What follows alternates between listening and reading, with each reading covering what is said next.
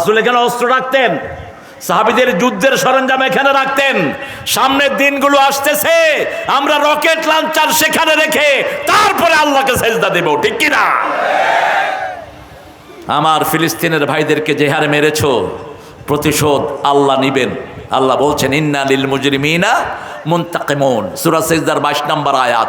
প্রত্যেকটি পাপিষ্টের প্রতিশোধ নেবেন কে? আমরাও প্রতিশোধ নিতে রাজি আছি না নাই? আমরা প্রতিশোধ নেবে। ইহুদিদের কোনো জিনিস আমরা স্পর্শ করব, ইহুদিদের কোনো জিনিস আমাদের বাজারগুলোতে বিক্রি করতে দেব না। যত জিনিস আছে সব গুটিয়ে নাও, যদি না নাও দোকান খুলতে দেব না, ঠিক তবে ঠিক। কোনো জিনিস ব্যবহার করবেন না, এটা রাসূলের প্রতি ভালোবাসার চিহ্ন। আল্লাহ বলছেন ও নবী আপনি বলে দেন, তোমরা যদি আমাকে ভালোবাসতে চাও, আল্লাহকে ভালোবাসতে চাও, আমার নবীকে অনুসরণ করো। আমার নবী সাল্লাল্লাহু আলাইহি সাল্লাম জীবনের শুরু থেকে শেষ পর্যন্ত ওনার জীবনে এমন কোনো কাজ নাই যেটার জন্য তিনি মাগফিরাত চাইবেন। প্রত্যেক নবীর জীবনে এমন একটি কাজ এসেছে তিনি আল্লাহর কাছে মাপ চাইবেন, নাফসি নাফসি করে কাঁদবেন। কিন্তু একজন নবী শুধু বলবেন উম্মতি উম্মতি। কি নাম ওনার? মুহাম্মদ সাল্লাল্লাহু আলাইহি ওয়াসাল্লাম। সেই নবীর রহমাকে কিভাবে অনুসরণ করবেন? সূরা হাশরের 7 আয়াতে আল্লাহ বলছেন মা তাকুমুর রাসূলু ফাখুযুহু ওয়া মা নাহাকুম আনহু ফান্তাহু। যা আমার নবী দিয়েছেন সেটা ধরো, যা থেকে নিষেধ করেছেন তার ধারে কাছেও তোমরা যেও। রাসূল কখনো হাফ প্যান্ট পরেন নেই, আমরা কখনো হাফ প্যান্ট পরবো না, আমাদের বাচ্চাদেরকেও পরাবো না। এখন আমাদের দেশে মাশাআল্লাহ যুবক ছেলেরাও কি পরে? হাফ প্যান্ট পরে। ওরা মনে করে হাফ প্যান্ট পরলে ওরা খুব আধুনিক হয়ে গেল, অথচ অতীতে হাফ প্যান্ট পরতো মেথডরা। কারা পরতো? মেথডরা যখন ঘু সাফ করতো কি পরতো? হাফ প্যান্ট পরতো। তুমি পরলা কেন হাফ প্যান্ট?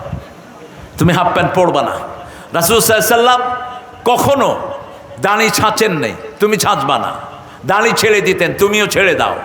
রাসূল সাল্লাল্লাহু আলাইহি সাল্লাম কখনো উল্টা পাল্টা চুল রাখতেন না, এদিকে কুত্তার লেজ এদিকে বিলের লেজ, এদিকে এরকম লম্বা এদিকে শর্ট, এরকম চুল বোধহয় এখানে নাই। কোত্থেকে পেয়েছো এই ফ্যাশন? এখন তোমার মাথা ঠিক আছে, তোমার বয়স কম, কিন্তু 40-এর পরে এই চুল কাটার জন্য তুমি রোগে পড়বা। রাসূল বলছেন উত্রুকুহু কুল্লাহ অহলিকুহু কুল্লাহ। চুল যদি কাটো এক সমানে কাটবা, রাখলে এক সমানে রাখবা। একজন নবীও জীবনে বেল করে থাকেন নাই সারাক্ষণ, একজন নবীও সবসময় মাথা কামায়া থাকেন নাই। রাসূল সাল্লাল্লাহু আলাইহি সাল্লাম জীবনে একবার মাথা কামাই করেছেন। মুহাল্লিকিনা রুউসাকুম ওয়া মুকাসসিরিনা লা তাখাফুন, সূরা ফাতিরের শেষের দিকের আয়াত। আল্লাহ বলছেন তুমি চুল ছোট করতে পারো, কামায়ও রাখতে পারো। মুহাল্লিকিনা রুউসাকুম, তবে কামার ভিতরে বেশি সওয়াব। আগে যেটার কথা সেটা সওয়াব বেশি। আগে যেই সাহাবীদের নাম এসেছে এদের বরকত বেশি। এই ছেলে উঠলা কেন? এই বসো।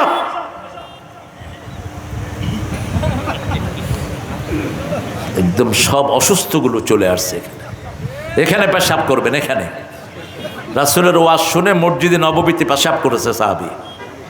আপনারা আজকে মসজিদ স্থাপন করেন। বুখারীতে হাদিস এসেছে রাসূলের আলোচনা শুনতে শুনতে এক সাহাবী মুতে দিছে। অন্য সাহাবীরা কিলেতে ধরছে। রাসূল বলছেন না, বাশশিরু ওয়ালা তুনাফিরু, আশশিরু ওয়ালা তুআশশিরু, বুআসতু মুআসসিরিন। সহজ করে দাও, কঠিন করে দিও না। সুসংবাদ দাও, দুঃসংবাদ দিয়ে সরিয়ে দিও না। হাত নেমে গেল। আলোচনার শেষে ওই সাহাবী দোয়া করছেন আল্লাহুম্মা ইরহাম আলা মুহাম্মদ ওয়া ইরহাম আলাইয়া ওয়া লা তুরহাম আলাইহিম। হে আল্লাহ আমার উপর রহম করেন, মুহাম্মদ সাল্লাল্লাহু আলাইহি সাল্লামের উপর রহম করেন। যারা আমাকে মারতে ধরছে কারো উপর রহম করেন না।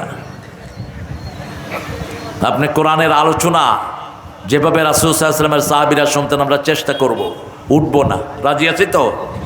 উঠবেন, সাথে সাথে মুনাজাত ধরে দেব, উঠলেই মুনাজাত ধরে দেব। আমরা কোনো কারো কিচ্ছা গাইতে এখানে আসি না।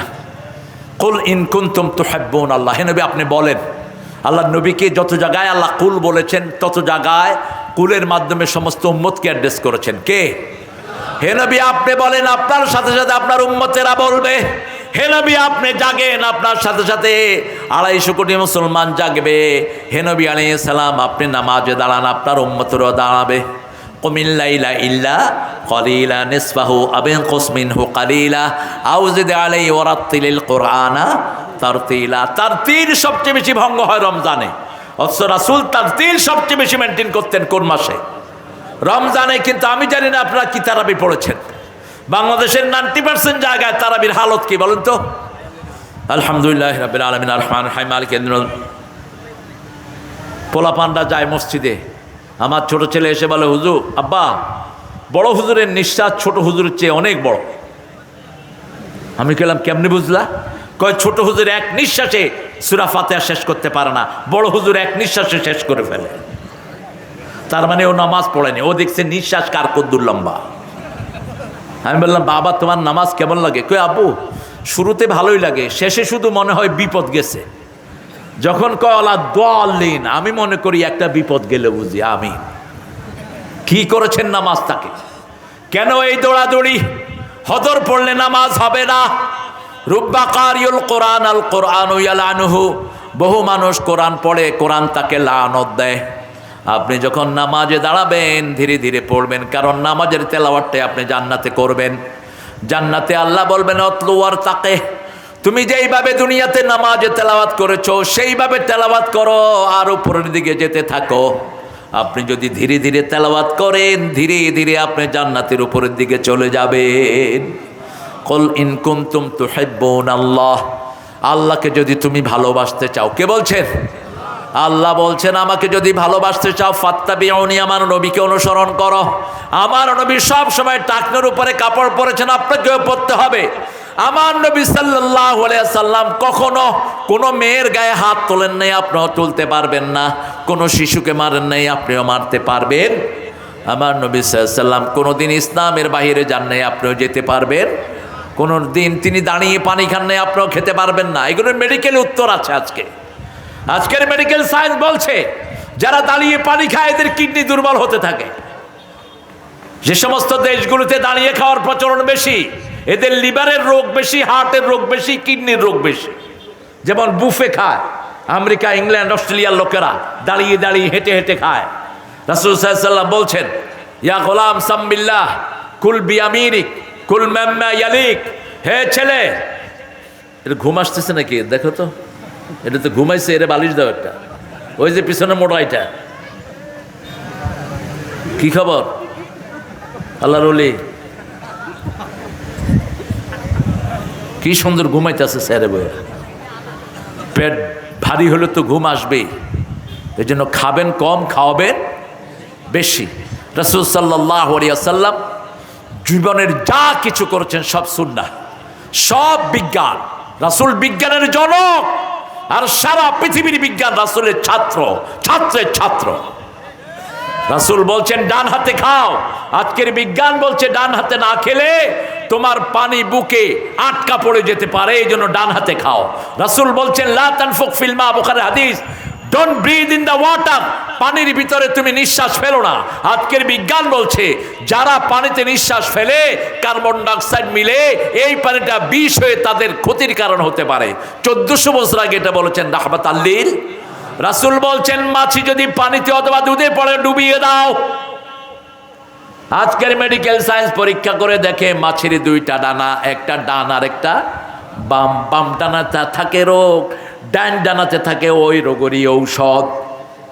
মাছি যখন কোথাও ডানা চুবায় কোন ডানা দেয়? বাম ডানা। সেজন্য রাসূল বলেছে এটাকে চুবিয়ে দাও, চুবিয়ে ওটা ফেলে দিয়ে জিনিসটা খেয়ে ফেলো।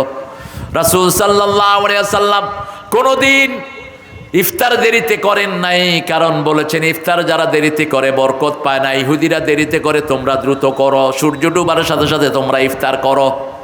রাসূল সাল্লাল্লাহু আলাইহি ওয়াসাল্লাম বলেছেন ইহুদিরা সেহরি খায় না, তোমরা সেহরি খাও।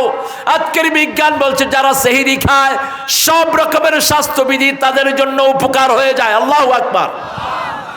রাসূল সাল্লাল্লাহু আলাইহি ওয়াসাল্লাম ওযুর পরে পানি খেতেন, ওটা বরকত হতো, রোগ ভালো হতো। আর আমরা ওযুতে এত পানি ফেলি, এক একজন শয়তান হয়ে মসজিদে ঢুকে। অপচয়কারীরা কি? জোরে বলেন। মসজিদের কল ছেড়ে দিয়ে বস কথাও বলতেছে, ওযুও করতেছে। ভাই কেমন আছেন? ওযুর দোয়া পড়তেছে। কেন? আপনি কল বন্ধ করেন। রাসূল 1 মগে ওযু করতেন, 3 মগে গোসল করতেন। Mind it. 1 মগে ওযু, 3 মগে গোসল। হুজুর শেষ পানিটা খেতেন তিনি, ফাত্তাবিউনি ইউহিব্বুকুমুল্লাহ। জন্মের পর থেকে তিনি আদর্শ। আমাদের শিশুরা আসে, আমরা শিশুর জন্মদিবস পালন করি খ্রিস্টানদের মতো। ওদের ধর্মীয় ইবাদত হলো বড়দিন। বড়দিন কি? ঈসা আলাইহিস সালাম জন্মগ্রহণ করেছেন, আন্দাজে বানিয়ে নিয়েছে। কোনো জায়গায় নাই ঈসা আলাইহিস সালাম ডিসেম্বরে জন্মগ্রহণ করেছেন, কোথাও নাই। ওদের বাইবেলে এসেছে যখন Jesus born, the day was sunny, all the animal were grazing outside. ঈসা আলাইহিস সালাম যখন দুনিয়াতে এসেছেন তখন ছিল রোদের দিন, প্রাণীরা বাহিরে ঘাস খাচ্ছিল। আর ওরা যখন আমেরিকা ইংল্যান্ডে এটা পালন করে, বরফে ঢাকা থাকে এলাকা। কোনো মিল নেই। জন্মদিবস মৃত্যু দিবস পালন করা জায়েজ না হারাম? আরো জোরে বলেন। আমাদের দলের লোকেরাও জন্মদিবস মৃত্যু দিবস পালন করে, ঠিক না বা ঠিক? আদর্শ সারা দুনিয়াতে একজন, তিনার নাম কি? কিন্তু আমাদের অন্যান্য ভাইয়েরা নিজের নেতাকে আদর্শ মানেন। আদর্শ হলো যাহা অনুকরণীয়, অনুসরণীয়। আপনি আপনার নেতার তো শিশুকাল জানেন না। আপনার নেতা যৌবন বয়সে কত জায়গায় কি করেছে আপনি জানেন না। আপনার নেতা বিবাহের পরে কি করেছে আপনি জানেন না। আপনি কিভাবে ওনাকে মানবেন? আর রাসূলের জন্ম থেকে নিয়ে মৃত্যু পর্যন্ত সবটাই আমাদের কাছে আছে না নাই? এতিম হয়ে জন্ম নিলেন, আল্লাহ বললেন তিনি এতিম। আলাম ইয়াজিদিকা ইয়াতীমান ফাআওয়া ওয়া ওয়াজাদাকা দাল্লান ফাহাদা। তিনি ছিলেন এতিম, তিনাকে এতিম পেয়ে আল্লাহ আশ্রয় দিয়েছেন। তিনাকে হেদায়েতের মার্কাজ আল্লাহ দান করে দিয়েছেন। কোন নবী জন্মগতভাবে গোমরা ছিলেন না। সব নবীকে জন্মসূত্রেই হেদায়েতের উপর রেখে দিয়েছেন কে? রাসূল জন্মগ্রহণের পরেই বলছেন কানে আজান দাও, মুখে মিষ্টি লাগাও, মাথার চুল পরিষ্কার করো, সুন্দর নাম রাখো, 1 সপ্তাহের ভিতরে আকিকা দাও। কয়টা কাজ? কথা বলেন। 5টা। প্রথম হলো শিশু জন্মগ্রহণ করলেই তার মাথাটা পরিষ্কার করো, শরীরটা পরিষ্কার করো। 2 নম্বর কানে কি দিবেন? আরো জোরে। আজান। 3 নম্বর জিহ্বায় কি লাগাবেন? মিষ্টি, তাহনিক। আপনার আব্বার মিষ্টিটা লাগিয়ে দেন, অথবা কোনো বুজুর্গ লোক থাকলে, কোনো যদি ফায়াস লোক থাকে, কোনো আপনার মুরব্বী আছেন, আপনি খুব নেককার লোক আছেন, ওনার খেজুর চাবানো অথবা মধু বাচ্চার জিহ্বায় লাগিয়ে দেন, অথবা পিতারটা লাগিয়ে দেন। 4 নম্বর একটা সুন্দর নাম রাখেন। এখন তো মাশাআল্লাহ সুন্দর নাম হলো বুলেট, সনেট, ডাব্লিউ। এরপরে যশোরে এক লোক তার মেয়ের নাম রাখছে তুকাজ্জেবান, অর্থাৎ 2 মিথ্যুক। বলছে সূরা রহমান আল্লাহটা 23 বার বলেছেন ফাবিআইয়ি আলাই রাব্বিকুমা। অতএব এত সুন্দর একটা নাম। বাচ্চার নাম রাখছে খিনজির। খিনজির মানে শুয়োর। তা আপনি কোরআনে থাকলে নাম রাখবেন, কোরআনে তো সব কিছুর নামই আছে, ঠিক না ঠিক? আপনাকে নাম রাখতে হবে আল্লাহর রাসূলের পদ্ধতি অনুযায়ী। তিনি বলছেন সর্বশ্রেষ্ঠ নাম আব্দুল্লাহ। কি নাম? আব্দুল্লাহ। কারণ এটা সূরা মরিয়মের ভিতরে আল্লাহ ব্যবহার করেছেন। ঈসা আলাইহিস সালাম বলেছেন ইন্নী আব্দুল্লাহ আতানিয়াল কিতাব জাআলানি নবিয়্যা ওয়া জাআলানি মুবারাকান আইনামা কুন ওয়া আওসানি বিস-সালাতি ওয়াজ-যাকাতি মা দুমতু হাইয়্যা। ও রাত হয়ে গেছে অনেক না? হ্যাঁ, এই ছেলেরা, এই এগুলো কোন দিকে হাঁটে? কোথায় যাও বাবারা? যাও। ও সপ্তাহে এক জায়গায় ছেলে দেখতেছে। এদের তো রাতে উঠতে হয়, রাত 3টায় এরা উঠে। আপনাদের বাচ্চাদেরকে স্কুল থেকে এনে হেফজোখানায় দিয়ে দেন। সব স্কুলগুলোতে কোনো পড়াশোনা নাই, ঠিক কিনা? কথা বলেন না কেন? অধিকাংশ স্কুলগুলোতে কোনো পড়াশোনা নেই। বাচ্চারা যদি কিছু দয়া করে পড়ে, কিন্তু মাদ্রাসাগুলোতে পড়াশোনা আছে না নাই? আল্লাহ মাদ্রাসার সব ছেলেদেরকে কবুল করুন। এরা সারা পৃথিবীর পুরস্কার নিয়ে আসতেছে। গত 20 বছর সারা পৃথিবীতে কোরআনে ফার্স্ট হচ্ছে কোন দেশ? কোন দেশ? আর কম্পিউটার সায়েন্সে সারা পৃথিবীতে ফার্স্ট কোন দেশ? এই ব্রেন, বাংলাদেশের ব্রেন এগুলো। আর আমাদের প্রাক্তন মন্ত্রী, প্রধানমন্ত্রী উনি বলেছেন আমি সবার হাতে মোবাইল দিয়েছি। মোবাইল দেওয়ার কারণে বাচ্চাগুলো ধ্বংস হয়েছে। এখন যদি মাহফিলে না থাকতেন এই বাচ্চারা ঘরে থাকতো, ঠিক কিনা? আর ঘরে থাকলে কি করতো? বাপের মোবাইল, মার মোবাইল, না মার মার, ডান দিকে ডান দিকে, এই মার।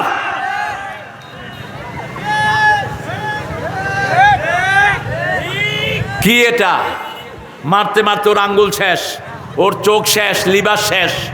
এই যে আপনি ঘষতেছেন, হাতের টেম্পারগুলো চলে যাচ্ছে। এই যে হাতে যে আল্লাহ ফিঙ্গার প্রিন্ট দিয়েছেন, এই প্রিন্টগুলো যদি মুছে যায় আপনার হার্ট শেষ হয়ে যাবে, আপনার লিভার শেষ হয়ে যাবে। এখন হসপিটালে গেলে দেখবেন ছোট্ট ছোট্ট হার্টের রুগী বেশি না কম? লিভারের রুগী বেশি না কম? আমাদের এই ব্রেনগুলোকে নষ্ট করে দেয়া হচ্ছে। সেজন্য পিতামাতাদেরকে ওসিয়ত করছি, রাসূল সাল্লাল্লাহু আলাইহি ওয়াসাল্লাম যেমন দুই নাতির টিচার ছিলেন, দুই নাতিকে তিনি নিজে হাফেজ বানিয়েছেন, নিজের মেয়েকে হাফেজা বানিয়েছেন, নিজের বিবি ওনার তেলাওয়াত শুনে শুনে হাফেজা হয়েছেন। আপনি আপনার ছেলে মেয়েদেরকে কোরআনের প্রতিষ্ঠানে দিয়ে দেন, তা না হলে এই বাচ্চাগুলো কিয়ামতের ময়দানে আপনাকে পায়ের তলায় দিয়ে দিবে। সূরা ফুসসিলাতে আল্লাহ উল্লেখ করেছেন, ক্বালাল্লাযীনা কাফারু রাব্বানা আরিনাল্লাযীনা আযাল্লানা মিনাল জিন্নি ওয়াল ইনস নাজআলহুমা তাহতা আকদামিনা লিয়াকুনা মিনাল আসফালিন। কাফেররা বলবে, show us those people who made us stay.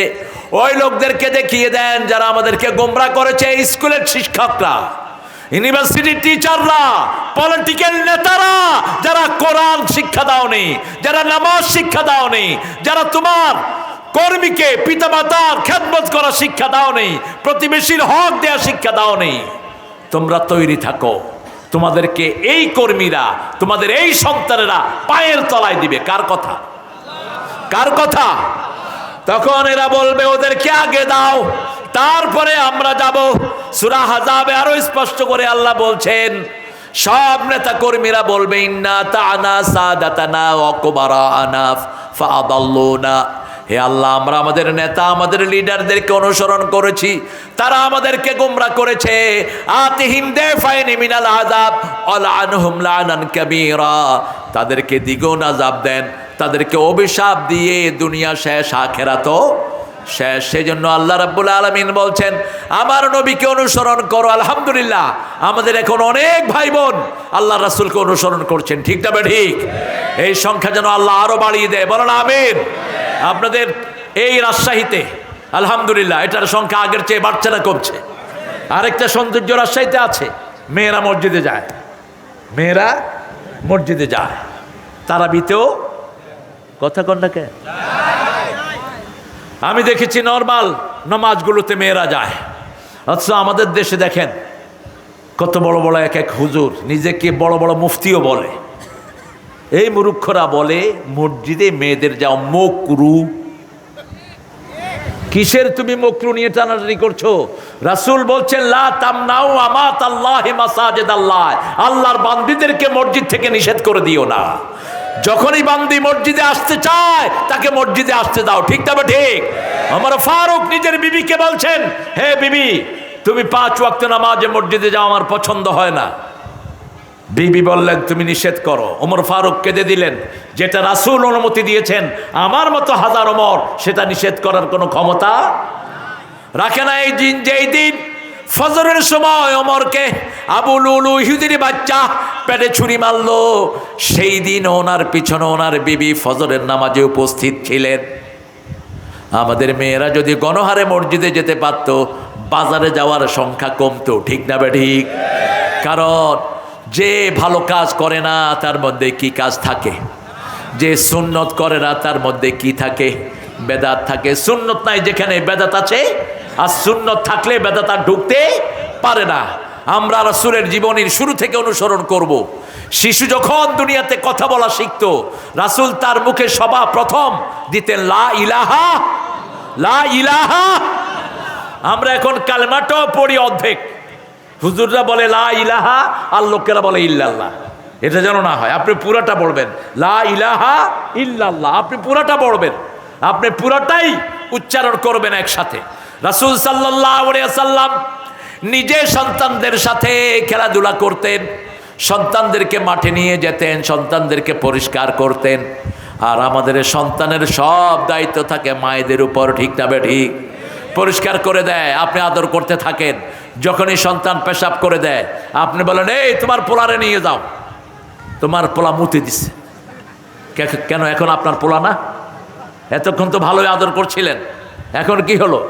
Hasan, Hossain, Fatema, রাসূলের 4টা মেয়ে, 3টা ছেলে, 4টা মেয়ে, নাতি, সব রাসূলের হাতেই বড় হয়েছে। রাসূল তাদেরকে লালন পালন করেছেন। 6 বছর বয়স, জীবনে তিনি লুঙ্গি হাতের উপর তুলেন নাই। ফাত্তাবিউনি ইউহিব্বুকুমুল্লাহ, মুসলিম শরীফের হাদিস। কাবা ঘরের মেরামত চলছিল, সব বাচ্চারা ঘাড়ে করে পাথর নিয়ে আসছিল। রাসূল সাল্লাল্লাহু আলাইহি ওয়াসাল্লাম পাথর নিয়ে আসতেন। আবু তালেব বললেন, রাসূল মুহাম্মদ তুমিও লুঙ্গি খুলো অন্য বাচ্চাদের মতো। রাসূল সাল্লাল্লাহু আলাইহি ওয়াসাল্লাম বলেন, আমি খুলবো না। রাসূলের হাতে লুঙ্গিতে হাত দিলেন। আবু তালেব সাথে সাথে অজ্ঞান হয়ে তিনি মাটিতে পড়ে গেলেন। লজ্জাশীলা মেয়ের চেয়ে লজ্জাশীল ছিলেন রাহমাতাল লিল। এখন তো আমরা আদর করে বাচ্চাদেরকে হাফ প্যান্ট পরে দেই, আদর করে বাচ্চাদেরকে, মেয়েদেরকে হাফ প্যান্ট কিনে দেই। একটু দেখেন বাংলাদেশের চিত্র। আসিয়া, তার ইজ্জত লুণ্ঠন করেছে কে জানেন না? ফেরাউন। আসিয়ার ইজ্জত লুণ্ঠন করছে ফেরাউন। এই যে কয়দিন আগে বাংলাদেশে এক আসিয়ার ইজ্জত লুণ্ঠন করছে।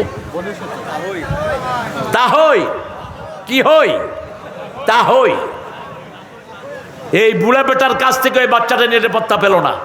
কোন দেশে আমরা আছি? আপনার বাচ্চাকে আপনি কিভাবে নিরাপদ ভাবেন?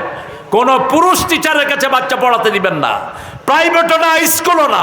কোয়েশনগুলো বন্ধ করে দাও। ডক্টর ইউনূস বলছে আসিয়ার বিচার যেন কোরআনের আইন অনুযায়ী হয়।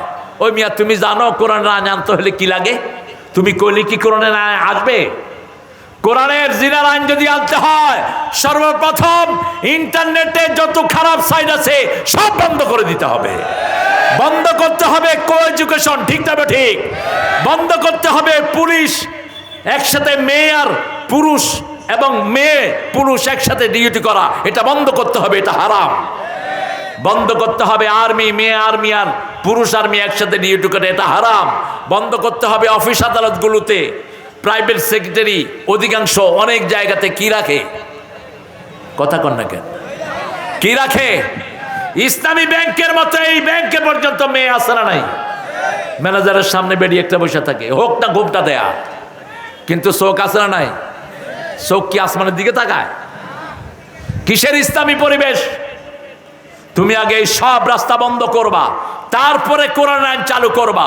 যেমন এখন যদি বলে চোরের হাত কেটে দাও, তাহলে ক্ষুধার যন্ত্রণা যারা চুরি করেছে তাদের একজনের হাত কাটা ইসলামী শরীয়তে জায়েজ নাই। কারণ ইরানে, মিশরে যখন ওমর ফারুকের সময় দুর্ভিক্ষ শুরু হয়, তিনি লিখিত চিঠি দিলেন, এখন দুর্ভিক্ষের কারণে কোনো লোকের হাত কাটবা না, আগে চেক করবা ও চুরি কি কারণে করেছে। যদি ক্ষুধার কারণে করে, তাকে খাওয়ায়া পেট ভরায়া তাকে বিদায় করে দাও। আমাদের দেশে যদি চুরির জন্য হাত কাটা হয়, প্রথম হাত কাটা হবে হাসিনার, তারপরে হাত কাটা হবে জয়ের। 3 মাসে জয়ের জন্য শিক্ষার খরচ পাঠিয়েছে মাত্র 450 কোটি টাকা। সে হিসাব দিচ্ছে এখন ডক্টর ইউনূস। ডক্টর ইউনূসকে যে আল্লাহ কিভাবে পাঠালেন। আমরা বিপদে পড়লে কি পড়ি? হাসিনা যখন বাংলাদেশ ছাড়তেছে, লা ইলাহা ইল্লা আনতা পড়ে নিচের দিকে তাকায় কয় কাকে পড়ছি, আর পড়তে পারে না। চুরির জন্য যদি হাত কাটা যায়, আওয়ামী লীগের অধিকাংশ মন্ত্রীর হাত কাটা যাবে, অধিকাংশ এমপির হাত কাটা যাবে, তানরে হাত কাটা যাবে ফারুকের মতো বেয়াদবের, ঠিক তবে ঠিক। এক এক এমপি কত চুরি করেছে দেখেন। চুরি করতে করতে কয় আমার কাজের ছেলেও 400 কোটি টাকার মালিক। এখন তারা খোঁজ করে বের করেছে কাজের ছেলে 650 কোটি টাকার মালিক। এগুলো কার টাকা? জোরে বলেন, কার টাকা? জনগণের টাকা। অথচ রাসূলের ঘরের দিকে তাকিয়ে দেখেন, মা ফাতেমাতুজ জাহরা আলীর ঘরে বিয়ে করে গেলেন, পানি টানতে টানতে কোমরে দাগ পড়েছে, জাতা ঘুরাতে ঘুরাতে হাতে দাগ পড়ে গেছে। রাসূল সাল্লাল্লাহু আলাইহি সাল্লাম একটা যুদ্ধের গনিমতের মাল এসেছে, অনেকগুলো কাজের লোক, অনেকগুলো গোলাম এসেছে। মা ফাতেমা আসলেন, মুহাম্মদ সাল্লাল্লাহু আলাইহি সাল্লামের কাছে চাইবেন একটা কাজের লোক। এসে দেখেন রাসূল মসজিদে নববীতে সবাইকে বন্টন করছেন, তিনি চলে গেলেন, কিছুই বললেন না। রাসূল সাল্লাল্লাহু আলাইহি ওয়াসাল্লাম নামাজ পড়ে উঠে গেলেন মা ফাতেমার বাড়িতে, গিয়ে বললেন, মা তুমি বোধহয় আমার কাছে গিয়েছিলে, কি কারণে গিয়েছো মা বলো? আব্বা আমি বলবো না, আপনার জামাই আলী বলবে। আলী বলছেন, আব্বা আপনার মেয়ে যাতা ঘুরাতে ঘুরাতে আর পানি আনতে আনতে কোমরে আর হাতের মধ্যে দাগ পড়ে গেছে, একটা কাজের লোক চাচ্ছে। রাসূল সাল্লাল্লাহু আলাইহি ওয়াসাল্লাম বললেন, আর কোনো কথা আছে নাকি? না। প্রথম শব্দ বললেন, ও ফাতেমা ইত্তাকিল্লাহ। কোন নবী? যেই নবী আঙ্গুল তুললে 4 টুকরা হয়, পা তুললে 7 আকাশে চলে যায়, হা বললে হালাল হয়, না বললে হারাম হয়। রাসূল বলছেন, আমি যদি চাই পুরো উহুদ পাহাড়টাকে স্বর্ণ বানায়া দিবেন কে? সেই নবীর রহমান নিজের সবচেয়ে প্রিয়তমা মেয়েকে বলছেন, ফাতেমা আল্লাহকে ভয় করো, নিজের কাজগুলো নিজেই করো। ও ফাতেমা তোমাকে একটা জিনিস শিক্ষা দিয়ে দিচ্ছি, এই আমল যদি তুমি করতে পারো 100 গোলামের চেয়ে বেশি সওয়াব আল্লাহ তোমার আমলনামায় দিয়ে দিবে। রাতের বেলায় যখন শুতে যাবা 33 বার আলহামদুলিল্লাহ, 33 বার সুবহানাল্লাহ, 34 বার আল্লাহু আকবার পড়ে ঘুমাবা। আল্লাহ রাব্বুল আলামিন গোলামের চেয়ে বেশি বরকত তোমাকে দান করে দিবে। এখন মোল্লা আলী কারি ভারতের একজন বড় আলেম, তিনি বলছেন রাতে যারা 33 বার সুবহানাল্লাহ, 33 বার আলহামদুলিল্লাহ, 34 বার আল্লাহু আকবার পড়ে, তাদের সব ক্লান্তি আল্লাহ দূর করে দেয়। আপনি পড়বেন, তসবিহগুলো পড়বেন, ইটস বেস্ট কিউরেন্স। আমি নিজের জীবনে আমি ফায়দা পেয়েছি। আপনি যত ক্লান্তই হন, রাতে শুয়ে কি পড়বেন? 5টা আমল রাসূল করতেন রাতে শোয়ার পরে। কয়টা? প্রথম, তিনি ওযু করতেন। সাহাবায়ে কেরাম বলতেন, ইয়া রাসূলুল্লাহ ওযু করেন কেন? রাসূল বলছেন, ওযু করি এই জন্য, ওযু অবস্থায় আমি যদি এই ঘুম শেষ ঘুম হয়, আমি ওযু অবস্থায় আল্লাহর সাথে দেখা করব। 2 নম্বর বলতেন যে ওযু করে শোয়, তার রূহটা আল্লাহর আরশের সামনে সেজদা দেওয়ার অনুমতি আল্লাহ দান করে দেয়। 3 নম্বর বলতেন, যারা ওযু করে শোয় তারা ডান কাত হলে ফেরেশতারা দোয়া করে আল্লাহ তার গুনাহ মাফ করে দেন, বাম কাত হলে ফেরেশতারা দোয়া করে আল্লাহ তার গুনাহ মাফ করে দেন। 2 নাম্বার, আপনি আয়াতুল কুরসি পড়বেন। 3 নাম্বার, কুল হুয়াল্লাহ 3 বার, নাস 3 বার, ফালাক 3 বার পড়বেন, আপনাকে সব বিপদ থেকে হেফাজত করে দিবেন কে? 4 নাম্বার, সুবহানাল্লাহ আলহামদুলিল্লাহ আল্লাহু আকবার পড়বেন 34, 33, 33, 34 বার। 5 নাম্বার, ডান কাত হয়ে শুয়ে আপনি দোয়া পড়বেন, আল্লাহুম্মা বিসমিকা মুতু। আরো 2টা আমল রাসূল করতেন। 1, রাসূল মাথার নিচে হাত দিতেন আর হাত দিয়ে আকাশের দিকে তাকিয়ে বলতেন, হে আল্লাহ, আমি জানি না আজকের ঘুম আমার শেষ ঘুম হয়ে যায় কিনা, যদি আমার রূহটা আপনি ফেরত না দেন, আপনি আমার রূহটাকে মাফ করে দিয়েন, রহম করে দিয়েন। আর যদি ফেরত দেন, নবীদের রূহ অন্য নবী আলাইহিস সালামের রূহকে যেমন হেফাজত করেছেন, আমি নবীর রূহটাকে আপনি ওইভাবে হেফাজত করে দিয়ে। আরো আসতে কোন সুবহানাল্লাহ। তাহলে আমরা 7 বছর পর্যন্ত গেলাম, 9 বছর বয়স রাসূলকে মূর্তির সামনে নিয়ে যাওয়া হলো। আমরা মূর্তির সামনে যাইনি। এখানে একটা লোক হাত তোলেন তো, ইচ্ছা করে কোনো মূর্তির সামনে যাননি। যুবকদেরকে ধন্যবাদ জানাই, এক পান্ডা নেতার মূর্তির উপরে যুবকেরা পেশাব করেছে। ঠিক তবে ঠিক? কোন মূর্তির সাথে ইসলামের কোনো সম্পর্ক? সব মূর্তিগুলো কোথায় যাবে? জোরে বলেন। রাসূল বলছেন, যারা মূর্তি বানায়, যারা পূজা করে, সবাই কোথায় যাবে? জাহান্নামে যাবে। এখন মূর্তির জন্য যদি আপনার ব্যথা লাগে, তাহলে বুঝতে হবে আপনি মুসলমান না, আপনি মূর্তি পূজারী। ঠিক তবে ঠিক? ইব্রাহিম আলাইহিস সালাম মূর্তি কি করেছেন? ভেঙেছেন। মূর্তি ভেঙে একটার ঘাড়ে কুঠার রেখে দিয়েছেন।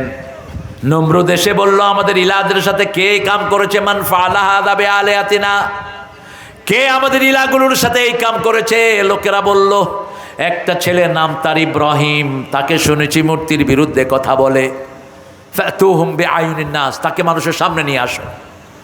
বলছে, ইব্রাহিম তুমি মূর্তিগুলোর সাথে এটা করেছো নাকি? ইব্রাহিম আলাইহিস সালাম বললেন, না।